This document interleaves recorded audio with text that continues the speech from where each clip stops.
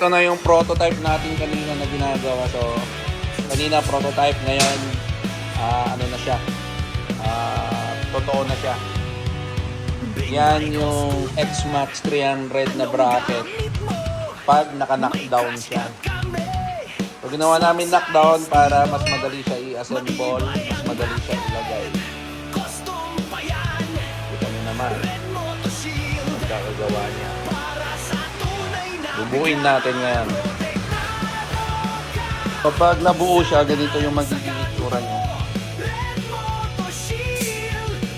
Kasi yung X-Max talagang malaki yung filter niya. Yung sa ilalim may bracket hanggang sa ilalim niya.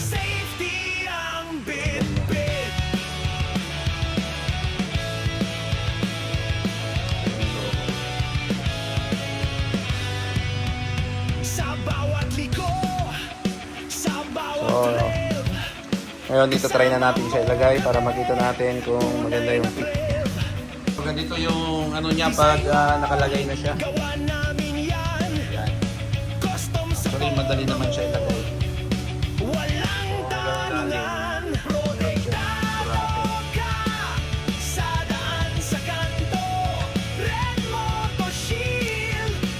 Tignan nyo dito sa top.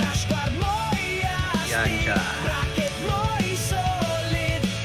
So, sumakay ka nga dito kuha na Kel. Tignan natin yung sagabal sa bayo. Sakay ka sa pinakalikod.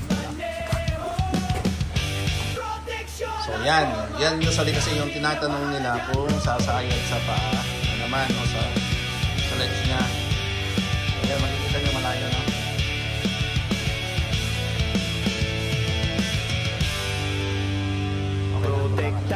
So, ang kagandahan nun, yung ano niya, yung grab bar niya, yan pa rin.